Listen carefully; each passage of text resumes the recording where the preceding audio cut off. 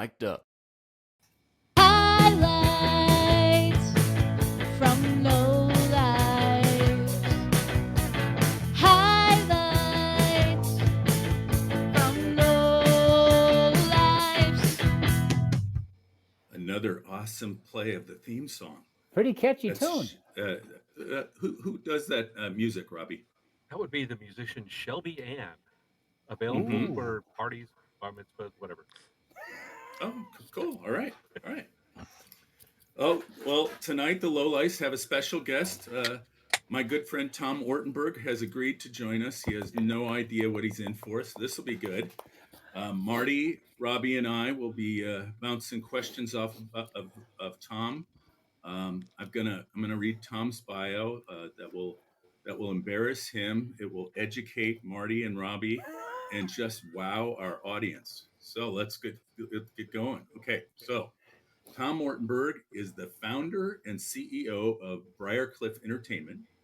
It's a new forward-thinking entertainment company focusing on the financing, production, and distribution of motion pictures. Prior to launching Briarcliff in 2018, Tom was the founding CEO of Open Road Films and the president of theatrical films at Lionsgate. All right, so let's tell you a little bit about some of the films you might have seen that Tom's involved in. So while at Open Road, Ortenberg oversaw several number one box office hits, including End of Watch and Nightcrawler, each starring Jake Gyllenhaal. The Gray, starring Liam Neeson. Liam's finest film is, of course, the new Naked Gun film. But let's go. The Gray was good too. And The Nut Job, which holds the record for the highest grossing opening weekend of any independent animated film in box office history. Wow. Okay. Impressive. Additional critical and commercial hits at Open Road included such films as Jon Favreau's Chef, which I love, Steven Soderbergh's Side Effects, and Spotlight, which is the winner of the Academy Award for Best Picture. So I'm hoping some of you got to see that. So Tom founded Lionsgate's original Los Angeles office in his apartment in the summer of 1996. During his time at Lionsgate, Ortenberg oversaw such hits as Halle Berry's historic Oscar win for Monsters Ball, The Saw, and Tyler Perry's film franchises, and Crash, another winner of the Academy Award for Best Picture. Lionsgate and Open Road were each of the youngest studios to ever win Best Picture at the time of their historic victories.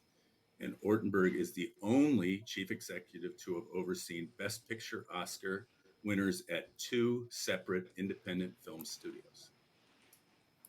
Tom grew up in Briarcliff Manor, New York, and attended Penn State University, where he got his start in film by programming movies in campus lecture halls to raise money for nonprofit student groups.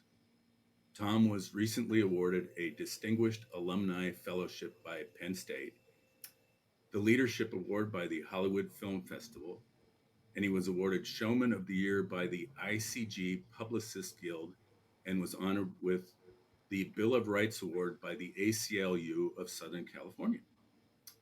Tom currently serves on the boards of the ACLU Foundation, the Creative Coalition, which is a nonpartisan advocacy organization of the entertainment industry, and the Hollywood Internship Program at Penn State, for which Tom and his wife have endowed a scholarship. Tom and his family currently live in Santa Monica, California. All right. Welcome, Tom. Thanks for joining us. Thank you. Yeah. Rob, you left off Delta Farce. Yes, I didn't mention every single film that Tom was involved in. I mean, we could embarrass Tom together. You gotta have. Now, Rob, if you want to include Delta Farce, you're going to have to include the two other Larry the Cable Guy movies I did as well. There was Delta Farce. There was Witless Protection. and I'm actually I've stumped myself. I can't remember the name of the third one, but we did a trifecta with Larry, who's actually one of the kindest, nicest guys that I've met in the industry. I have Tom. I have a CD here of Larry the Cable Guy congratulating you on your engagement. That is such. You should add it to the show afterwards. So Edie and I got married in Jacksonville, Florida, and Larry lives in northern Florida. I can't remember exactly where. And so we invited him. Dan Whitley is his real name. We invited Larry Dan, as he's sometimes called. We invited Larry Dan to the wedding. He couldn't make it, but he said he wanted to do something for us. And I said, why don't you record a welcome video for everybody? So he recorded a video describing his version of marital bliss that we sent out to all of the attendees, and it was hilarious. It was hilarious. So, Well, Tom, you know, or maybe you don't, that our show is mostly based on sports, and we ask you to join us tonight because we wanted your take on sports in movies. Um, we all have some ideas. We've done a few shows on our favorite sports films in each of the different genres. Um, so we'll kind of focus on that tonight, but that doesn't mean we can't have a little fun and talk about some of your career. So, Marty, you want to start off and throw a question at Tom? Yeah, doing a little. Tom, it's an honor to have you. thank you. I think you made a big mistake. You got nowhere to go but down after hanging out with us for an hour. But I did a little research and tried to pull up the top 10 grossing sports films, and I maybe it shed a little insight because I was surprised that almost half of them, 4, were not baseball movies that I thought would be, nor even football movies, but boxing movies. 3 Rocky films and Raging Bull, which really kind of threw me for a loop. I guess you wait and see what the biggest project is. Is it more sports movies now, more personality and people rather than teams or events like the Olympics or something like that? Well, I'd say this. For starters, shooting live sports, I mean, even reenacted for movies, I'm not talking about a documentary shooting a ball game that's going on, but shooting sports for a movie is really hard. So the next time anybody goes to the movies and you see a well choreographed, well shot, whether it's baseball, football, basketball, boxing, or whatever, like give the props. It's really hard. It's a lot harder than it looks. But that said, I think the reason for that, and I wasn't aware of that statistic, but I'm not surprised by it, is movies and successful movies are more than anything about story.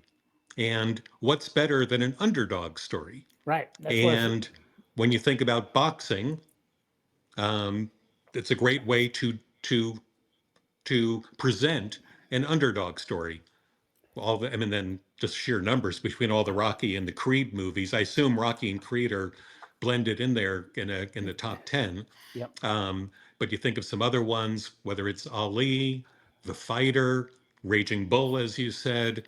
Um, just what a great venue, boxing, for telling an underdog story. So I'm actually not surprised. And baseball, I don't even know whether it's Bull Durham or Major League or whatever the top grossing baseball movie might be. Might be the Bad News Bears there, Robbie.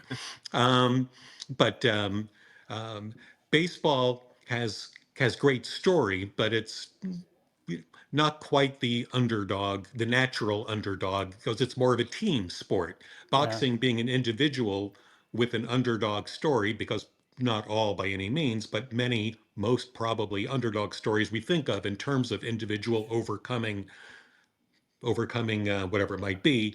So I'm not surprised. And there's been such great boxing movies Yeah. that I'm not surprised at all to hear Yeah. that. Thanks for bringing that up because you nailed it. So because as soon as you said underdog, I took a look at some of the films that were not boxing movies but made the top 10. Number one was The Longest Yard. I mean, Inmates Against the Cons, League of Their Own, Blind Side, and when I have, it was fun, but but I guess it's on the list. Waterboy. Wow. So and those were ones outside boxing. So you already nailed it when you said about the underdog story. That's pretty cool. Thank you. Absolutely. A good story, well told, is what we all strive for. Certainly in my line of work, but everything, everywhere, every day, a good story, well told, is what we're all after. Mm-hmm. Hey, Robbie, you got one for Tom? Yeah. So when I look at the top 100 list of movies of all time, I think Raging Bull is the only sports film on there. And of course, that's the critics, but it seems like there's a lot more movies that are more landmark, like Rocky, um, Bang the Drum Slowly comes to mind, are really fabulous movies that get overlooked maybe because they are a sports genre film. Is there some truth to that? I wouldn't be surprised. And again, with the underdog nature that we're talking about, by definition, underdog is going to imply kind of a populist story, whereas the most and again, these are very broad strokes and overgeneralizations and things like that. But more times than not, the best reviewed movies each year are more times than not serious, dramatic films as opposed to populist underdog overcoming adversity type movies, which might appeal more to the public, but maybe well reviewed, but maybe not sensationally reviewed, except when it gets so visceral like a Raging Bull. Um, but you look at some of these movies of that era, even of the Raging Bulls, Taxi Driver, the French Connection. Like these are really visceral kind of movies, and yet the highest grossing movies, sports movies, again, are generally, not all, a little bit more populist in nature. Yeah. Yeah. And then there's the haphazard things like Caddyshack and Slapshot, that are brilliant films, but just probably on paper don't work, right?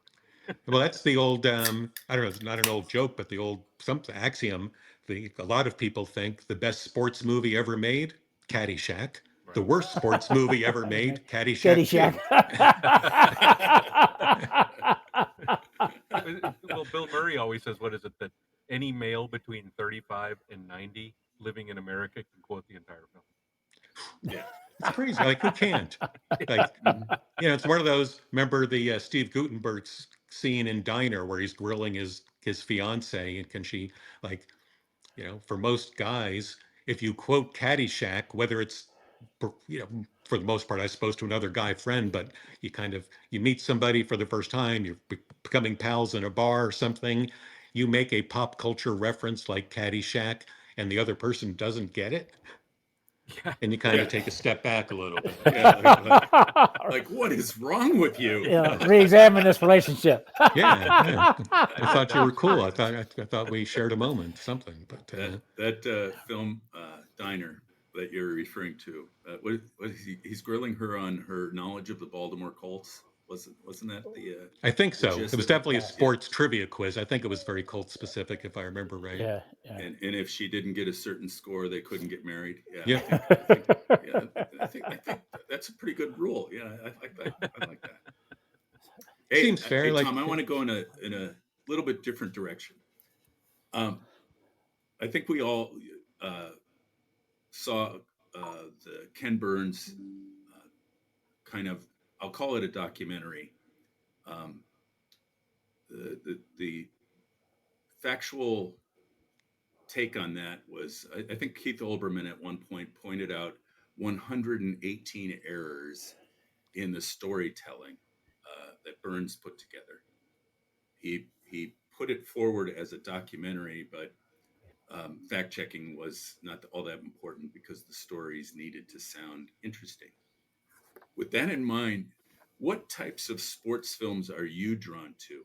In the age of documentaries, do you want a documentary, or do you want somebody to take a little bit of poetic license and to make something a little bit more interesting and fun? Gun to head, I would say I prefer more pop culture. Like, let's have some fun. Um, I have produced, financed, marketed, distributed all kinds of movies, um, and very happy to say so. As a consumer, as an avid moviegoer, I'm usually more drawn to something more pop culture. So I would say, please, like, tell me the story, teach me a lesson, but do it in the vein of pop culture storytelling. So I'm going to have a good time while I'm doing it. That said, clearly some of the best sports movies of all time, and we could all drop our own lists. Some of the best movies of all sports movies of all time are going to be documentaries. Um, Hoop Dreams, obviously. Yeah. Um, Yeah, right. I'm trying to think of ones that I've been associated with. I haven't actually been involved with a ton of sports movies specifically. But one documentary that I did in the early Lionsgate days, we did it in conjunction with Imagine Films, Ron Howard and Brian Grazer's company, was a wrestling documentary called Beyond the Mat. Oh, And it focused on Mick Foley. If anybody, I don't know how many Oh wrestling yeah. fans we have here, Yeah. but Yeah. it focused on Mick. And the WWE at first was wanted to be a partner and was supportive of our endeavor. And then by the time it was ready to put the movie out, they had turned against the movie. It was kind of like a script by Vince McMahon. All of a sudden, we were pals, and then one of us, I wasn't sure who, was the villain. Um, and so they prohibited us from advertising it on WWE, and that oh, had that wow. had pretty much been our entire plan. Was the only TV we were going to run was going to be on WWE. So we were prohibited from advertising nationally on it.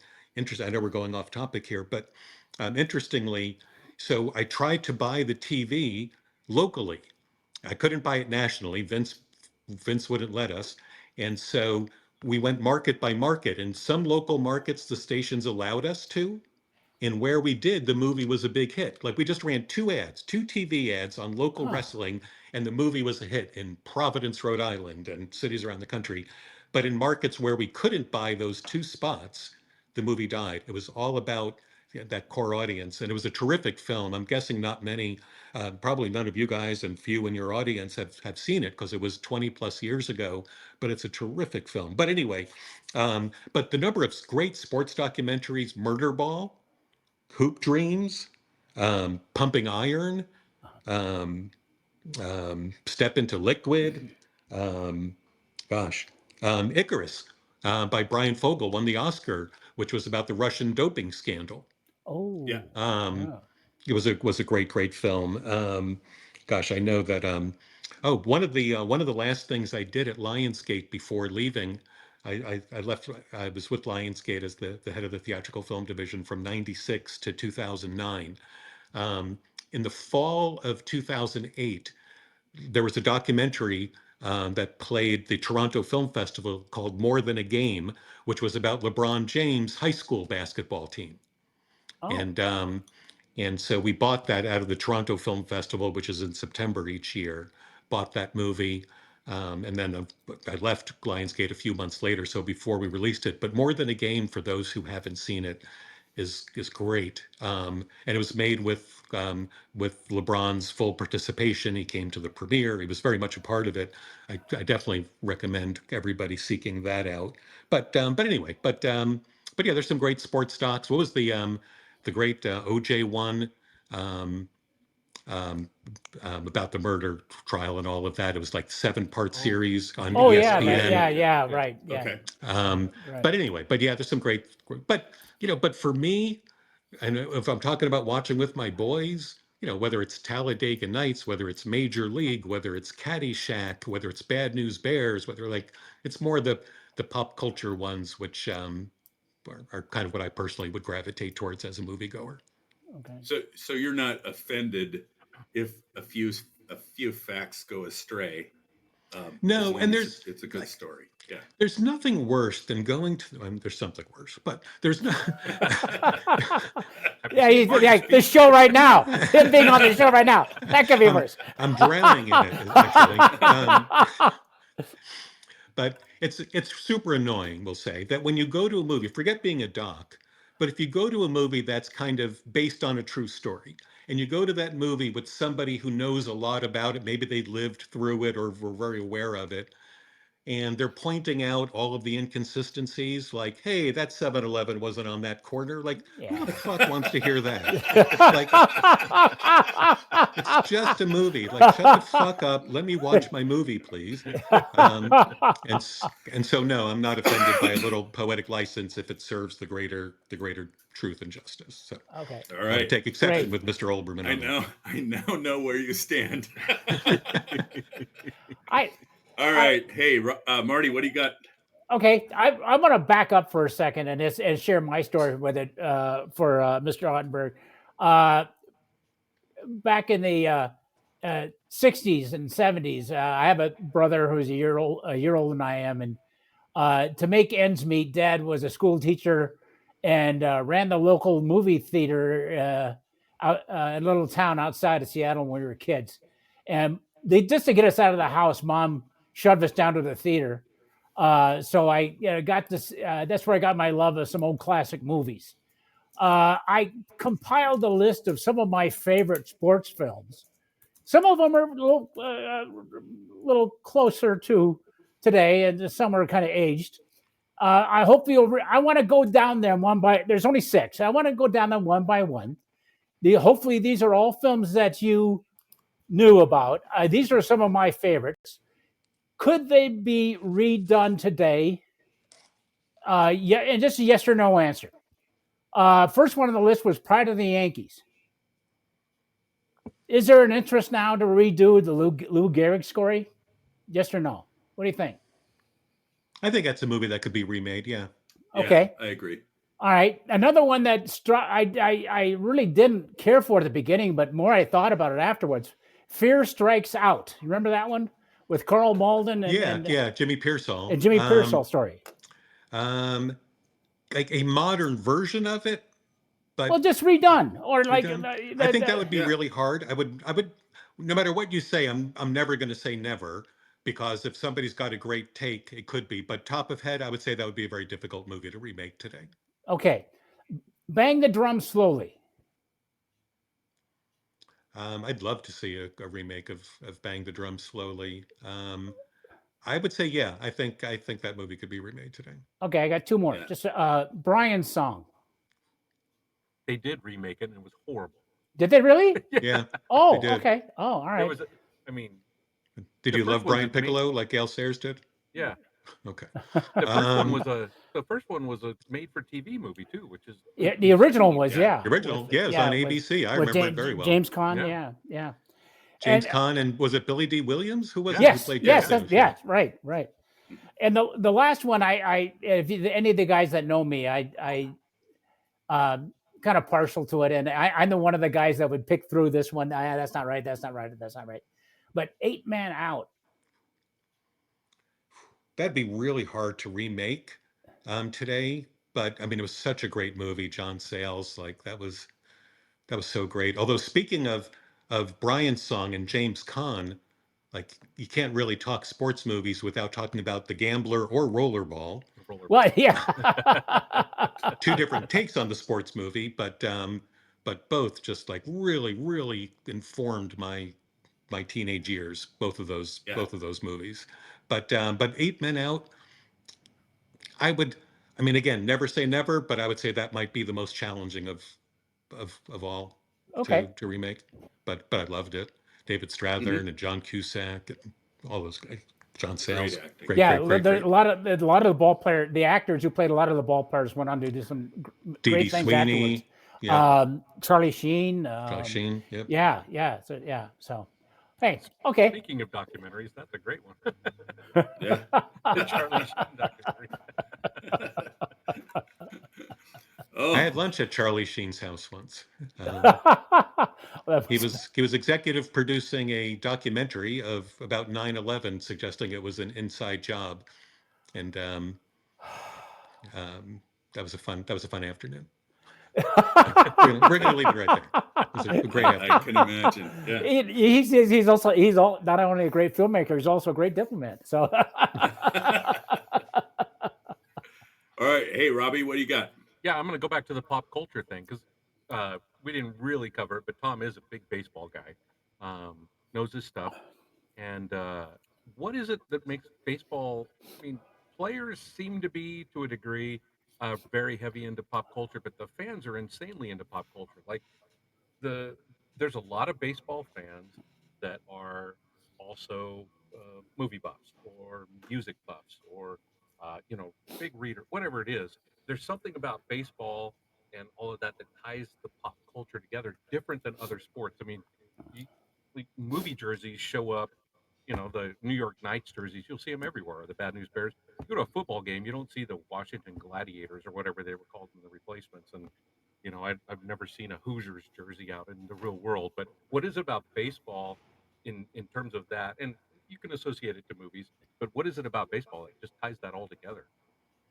Maybe it's because baseball is, as American as apple pie. It's a great point, and I don't know that I can put my finger on it, but I do believe that it's true, and I think it's the point you're making that baseball really is Americana, and so any other facet of Americana is going to intersect with baseball. Right. More so, football may ultimately be more popular, but it's more specific. It's not Americana. Um, might be more for Peter Graves' character in Airplane if you like gladiator movies or something like that. Um, um, but but it's such Americana, more so than football or basketball or hockey or even boxing. Right. I think it's just that it's America's national pastime. I think it's got that history. It was the first national American sport, and so I think it all probably dates back to that, and that's why it, it's the intersection. The Venn diagram of baseball and all those things is going to be a pretty heavy intersection. Yeah. Yeah. So, and then one more quick question, less pop culture, more in terms of what Marty just talked about. If you were told to remake a baseball movie, or no, yeah, let's say baseball. We're baseball guys. If you were told to remake a baseball movie, which one would you make, or even create a new one? Is there anything out there that's compelling to you that could be done better, or retold in a different way, or told as a new story? A story that hasn't gotten nearly enough press is the 2025 Dodgers. Oh dear God! Let's check with our audience.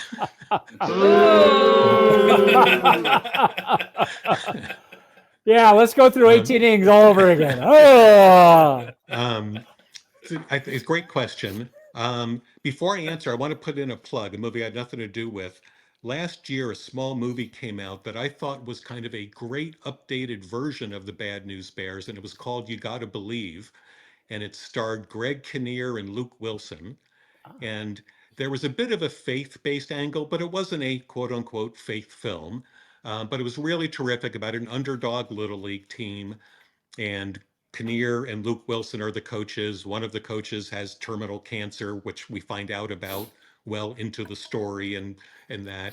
And um, it didn't get much of a theatrical release, but the movie's terrific. I really encourage you guys to check it out. It's You Gotta Believe. Um, but beyond that, to answer the question, um, I'd love to remake a movie like Major League. Hmm. Um, I just thought that it had, you know, for again, a great collection of actors, Yeah. um, and a great underdog story, and Right. an appropriate villain. Right. And I just think that that could be told again and again. And the original Major League was it like early 90s? I don't even remember. Um, That's a good one. but Gotta anyway, look but it's that been up. long enough, I Yeah. think, where Yeah. I think an updated version of that with a current crop of popular younger actors, um, with a new villain and that I would love to remake Major League. Yeah. Yeah. All right. I got one for you, Tom. Yes, sir. One of my pet peeves in sports films is One, when the just one. actors look like they've never picked up a baseball, a football, a basketball before. Um, that is just that's a showstopper for me. You mentioned Major League, which I love. That movie is great, and they went to great extent to make the actors look good in the movie. Major League 3, on the other hand, starring Walton Goggins and Scott Bakula. Um, the special effects in the film to make the players look like professional ball players was so over the top bad. So, my question: which sports movies that you've watched were you completely turned off because the players didn't look like they belonged on the field, the court, the diamond, to the point where this is ridiculous. They need to get stand-ins to make this look like they're actually athletes. Any, what was one of the worst, or two or three of the worst that you've seen? Gosh, it's a great question. And the only one that's coming to mind is a film that I was involved with that Uh I'm not oh. going to repeat the name of, um, so as not to so as not to get myself punched in the face tomorrow. Um, Don't worry, they're not watching. um, but I do know what you mean, and I meant I did mean it when I said at the top of the show that shooting sports film wise really is difficult. Getting all the appropriate angles in real time, because if the action isn't literally action packed, it's not going to feel real. And getting all of that on camera appropriately, just the timing and the angles is so difficult. But I know what you mean. The ones who don't look like they belong. I didn't have the pleasure of seeing Major League 3, I don't think. Um, Oh, fine film, fine film. Yeah. but again, you talk about the collection of actors in Major League One. I'm sure I'll blow some, but again, Charlie Sheen and Tom Berenger and Corbin Burnson and Wesley Snipes and I'm sure a whole bunch of others that I can't think of offhand. But um, but yes, anything that distracts is going to ruin a movie for you. Yeah. If it's, if you know baseball and you see somebody who obviously isn't doesn't throw right, and that's tough because throwing a baseball is not a natural motion, as we all know. So that like that's why when you try and throw with your opposite arm or whatever it might be, or the phrase "you throw it like a girl," something like that. It's a very unnatural motion. So if you haven't grown up throwing a baseball, that's a tough thing to learn Yeah. to do properly as an adult. Um, but I'm sorry, I'm drawing a blank. I don't know if you guys. I'll throw it back to you guys if there's other films. Uh, Well, Well, one Gus, of my, I love Bull Durham. Durham. I think it's a great film, but Tim Robbins can't throw. He looks awkward on the mound, like he's never thrown a baseball. And in the baseball sequences, he's supposedly throwing a fastball with a hump on it, like it's a lob hmm. into home plate. I'm going, well, that's not what you would normally see. It didn't take away too much from my enjoyment of the film because I did see other people that really translated well. Like Kevin Costner is a great athlete. He looks Yeah, like he played good. a Yeah. hitter up there.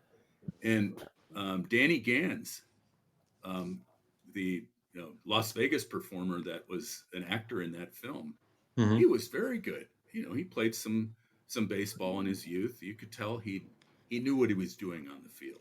So that made it better for me. I'll say the horse and secretariat just wasn't realistic. I Oh don't think yeah, he knew his stuff. man, I was going to go with Gus. absolutely. Yeah, totally get it. Hey Robbie, let's do our sponsor plug. Hey, what a great idea! 12 episodes now. This is 113. 113. Yeah, math is not my thing. Um, Almanac Brewing continues to sponsor this show for unknown reasons, but we'll take it. We love these guys. Almanac Brewing, Alameda, California. They're one of America's premier craft brewers. They make delicious beers. You want full flavored, dense, rich, heavy, thick beers, they've got them. You want something that's really full flavored but crisp and light to drink, they've got them. They've got the entire spectrum. We love their beers. We all are. I think we're all drinking different things tonight. I'm drinking the lager series right now. They're in the Rocktoberfest. This is about to go away, so make sure you get a can or two of this before it disappears off the shelves. Really delicious German style best beers. Love it. What are you guys drinking? Well, I'm doing some of the Mexican style lager, Buenos Vibras. Yeah. It and you nailed it. The Almanac. I'm in love with these guys because it's a full flavored beer, really tasty but real light. You can have a couple of these and not be weighted down. Like that ever stopped me in the first place. But um, I had this hidden in the back and I forgot it was back there, and I thought, it's not summertime anymore, but sure, jeepers, this is still refreshing as heck. Mexican style lager, the Buenos Fibras. All right.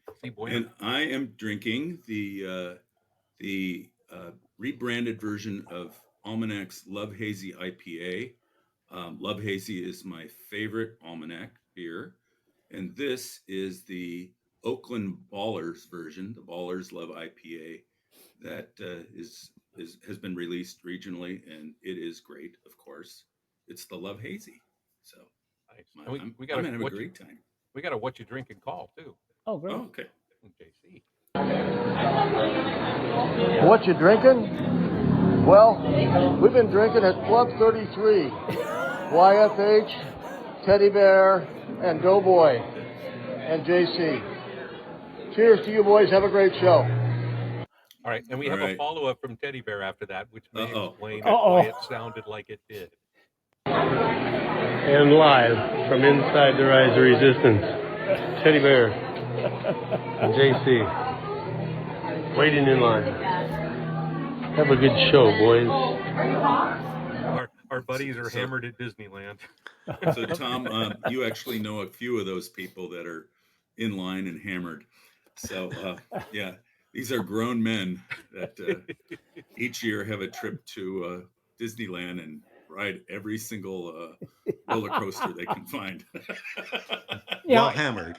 Yeah. And we still got a case of that plum sour we can send to Tom next time he wants to join us. So, yeah. Anyway, I'm down. Yeah, Tom, I'm down. We'll get your beer next time, Tom. Yep. Okay. And thanks to Almanac Brewing. You guys are amazing. Thanks for sponsoring the show. We highly encourage you, if you're around Alameda or making a trip into the Bay Area, make sure you stop at the brewery. They're great people. You might be able to get a tour. They'll take care of you with tastings. There's great food, kid-friendly, dog-friendly, fun-friendly. It's a great place. So stop on by there and tell them you heard about them from the Highlights from Lowlifes show, and they may take pity of you.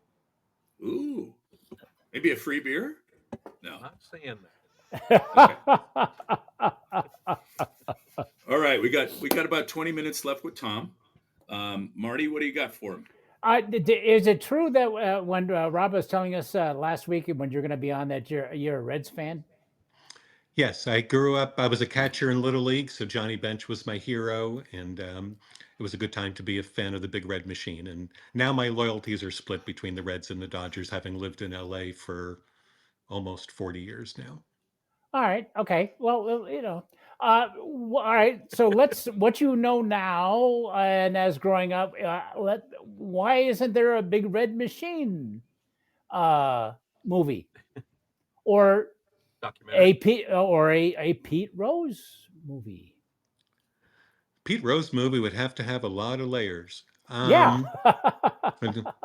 I'm not sure, in all seriousness, and I grew up a Reds fan, so I know as much about Pete as an average or above average baseball fan. But I'm not sure in a movie about Pete Rose where the underdog story is, and what did he overcome, because he was such a both larger than life and controversial character right up until the end, that I'm not sure what the through line is. I haven't really thought about it. I'm sure I'm sure there's I'm sure 17 they have. scripts telling this story floating around somewhere from the next great screenwriter, but I'm not sure where the great story arc is in the Pete Rose story, even though it's a fascinating story.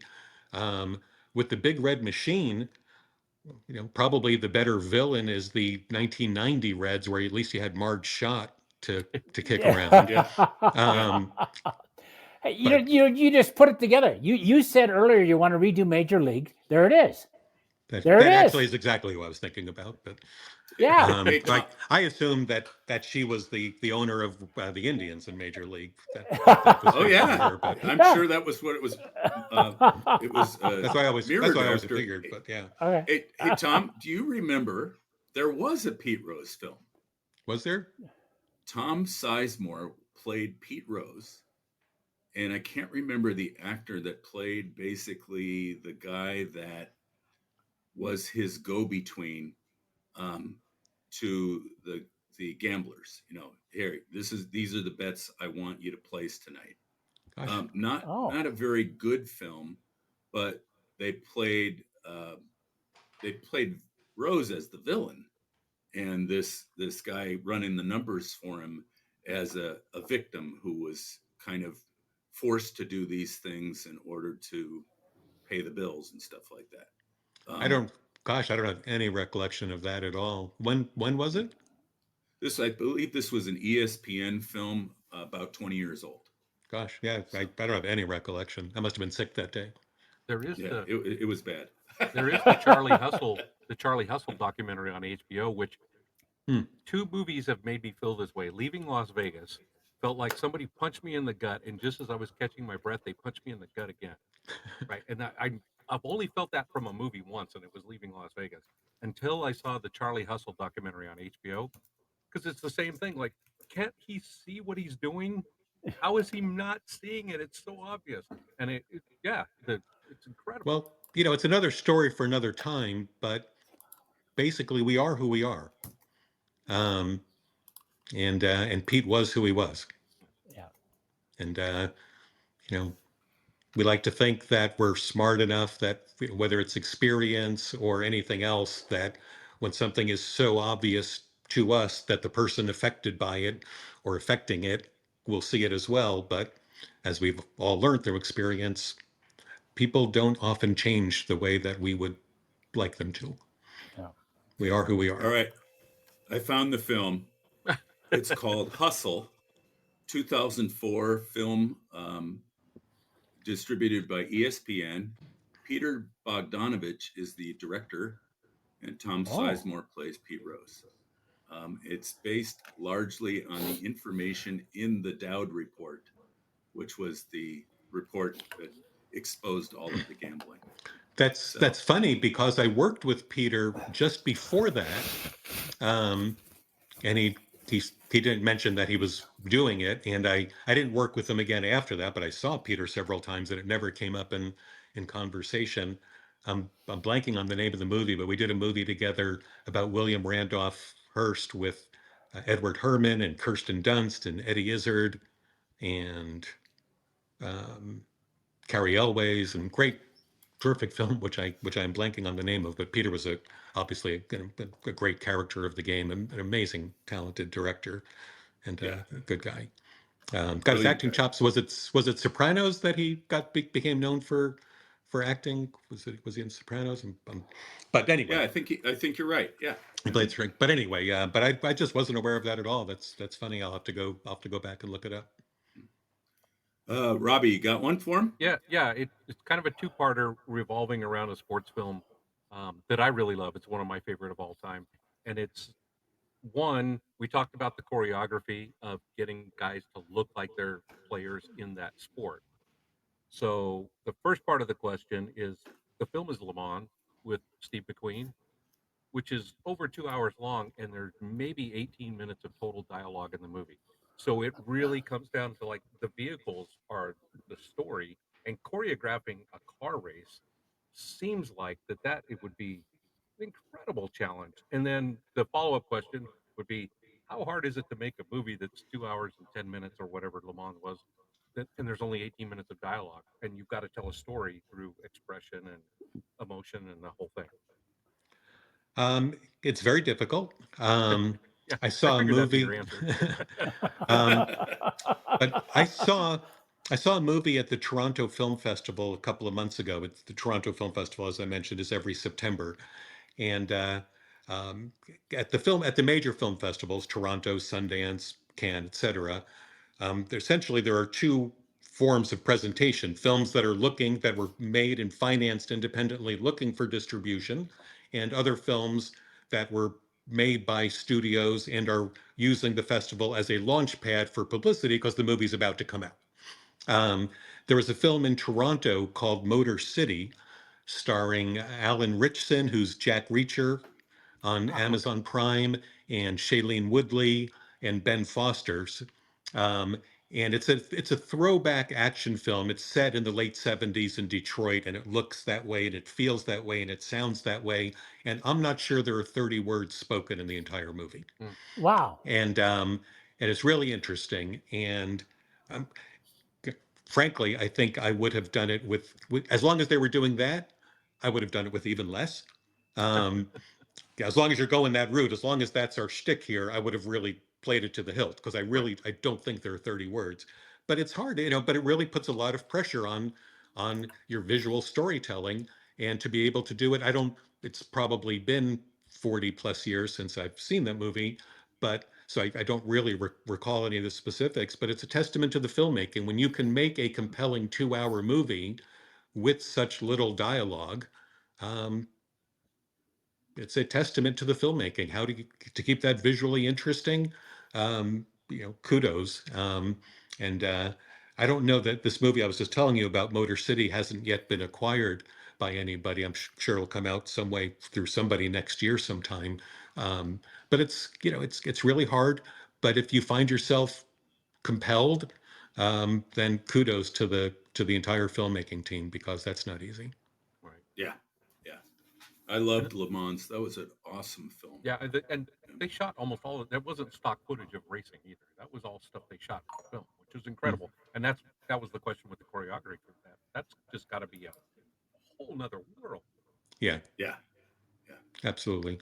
And of course, there've been some great racing movies. I don't know about you guys. I was a big fan of F1 this year.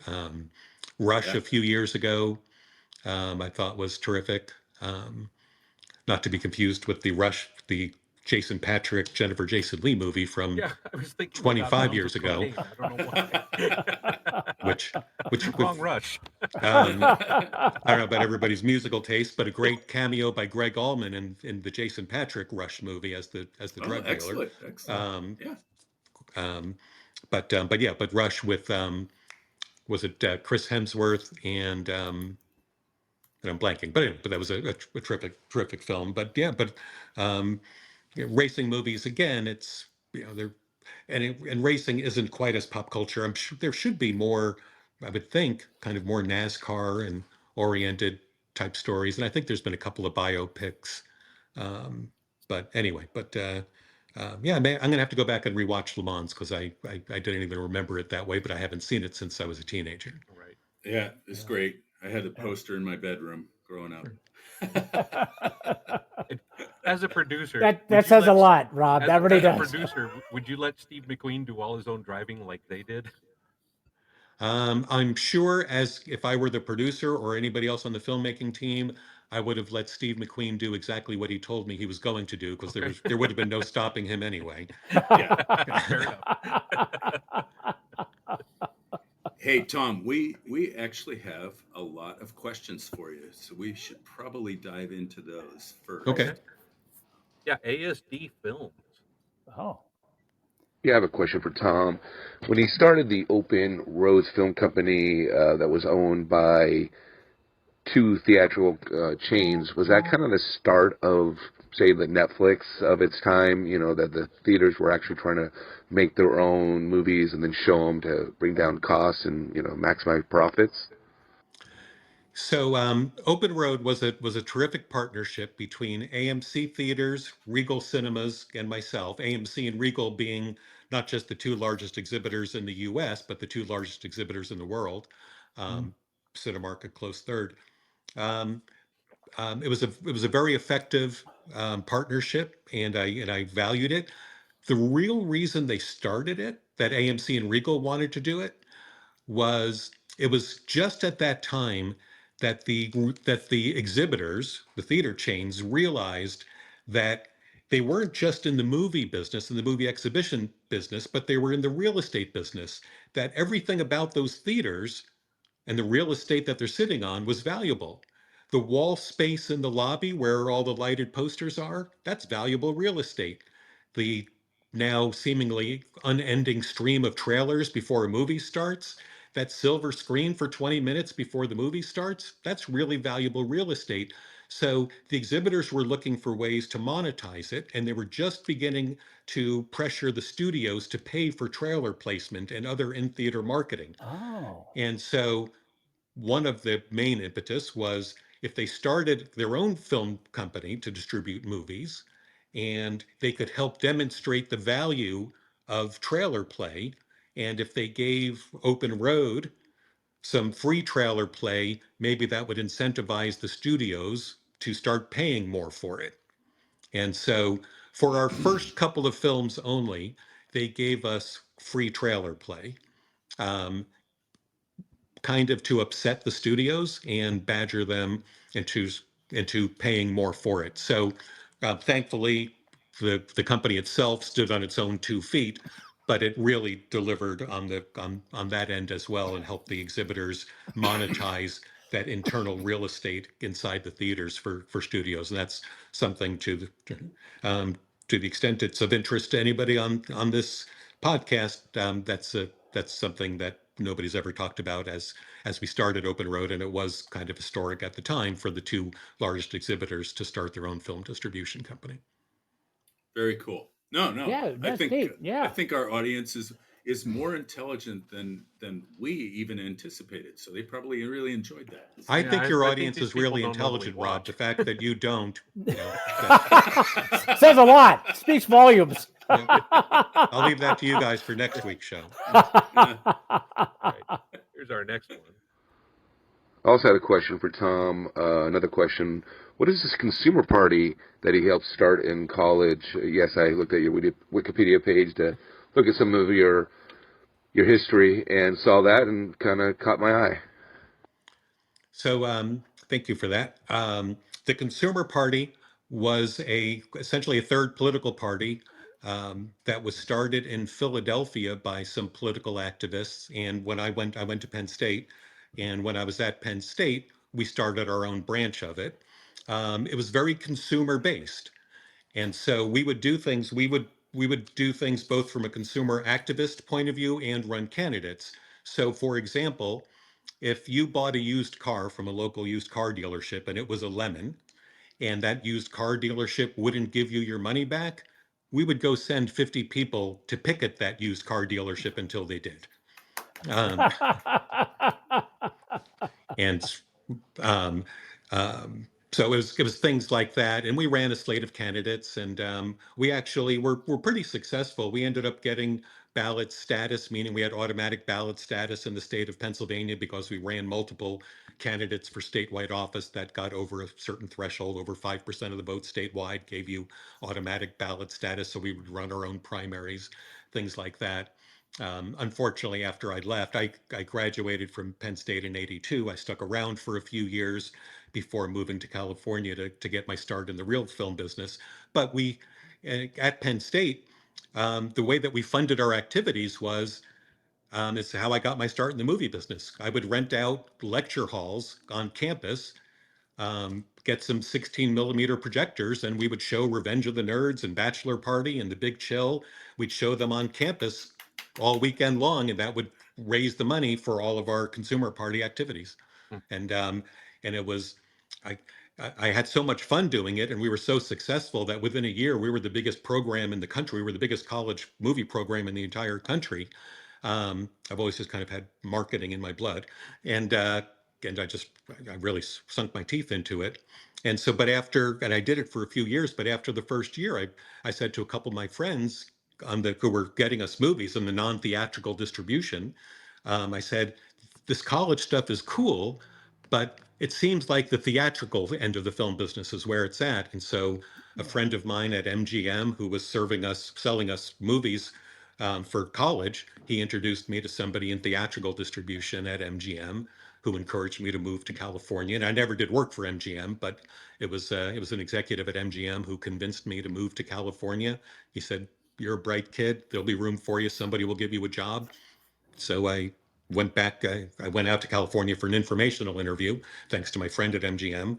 I went back to Penn State, had a garage sale, loaded up my little Datsun 510, and drove out to California, which is when I met Rob through my brother. Rob and Bill had worked together and were friends, and and that was all to just make money for our consumer party activities.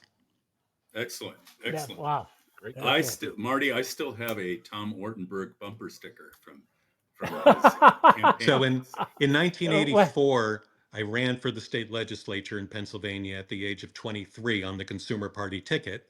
And we had bumper stickers, buttons, big placards that stores put up in their windows. A couple of my friends went as me for Halloween that year, which was very funny. I, I even I got endorsed by the county daily newspaper, which was wow. crazy. And I got about 23% of the vote, I think, in a three-way race. Um, and my political leanings have always been to the left. But after the election, I got a call from the Democratic county chairman, who, this is now in, I guess, January of '85, and he said, "Hey, stop that Consumer Party BS. Just run as a Democrat next time, and you'll win." Wow. And he goes, essentially, I'll clear the field for you. You can have it. You can have a Democratic nomination if you want. And so I thought about it, and I said, like, all right, well, if I stick around, I could run as a Democrat. I might win, but that would mean I have to move to Harrisburg. Yeah. I was like, fuck that. And so I thought I had three choices. I could stick around State College and just have fun forever, because as I like to say, if you can't have fun in a college town, then you really can't have fun. There's a problem. Fun just finds you. So I could stick around State College forever. I could run as a Democrat, go to Harrisburg, or I could move to California and get on with my life. Yeah. And so that's actually was the impetus there was the kick in the pants I needed to say, like, I don't really want to be a politician. I don't want to move to Harrisburg. It seems ridiculous to stay in State College my entire life, fun as it is. So that was the kick in the pants I needed to say, then you got to get your ass to California. Yeah. Yeah. Well, it kind of reminds me of one of my favorite politicians, and I thought was the greatest political slogan of all time, and that was Pat Paulson. I knew you were going there. The slogan was terrific, and why people don't buy into this. And his slogan was, "I've upped my standards, now up yours." So I thought, perfect. Oh, that's not even the one I thought you were gonna. Yeah. Oh well, what did you have? What did you get? His bumper stickers. We cannot stand Pat. My favorite politician was Zippy the Pinhead. And, for those not into the underground comic, Zippy ran for president in 1980, I believe. And his slogan was, "Am I elected yet?"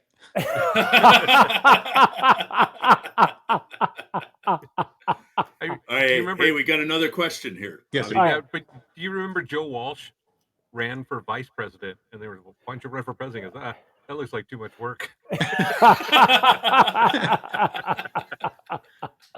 All right, Chris McKay calling in. Hey Tom, Chris from New Zealand here. I support two wildly inconsistent teams, and so experience extreme highs and extreme lows throughout the year. Could you make a movie about a fan like that, or would it just be too depressing? Thank you. That's a really good question. It is. It's a great question. I would ask Chris in reply, what's the final scene? Is it jubilation or utter depression?